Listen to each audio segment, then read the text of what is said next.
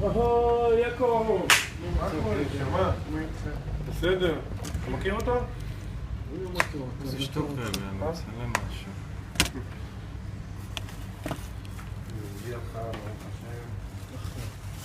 יש לך פה, אתה יודע, הרבה מטעמים, זה כל מיני מכשירים. עכשיו איך אני אתאם אותו? זה... שם אותו בחשמל?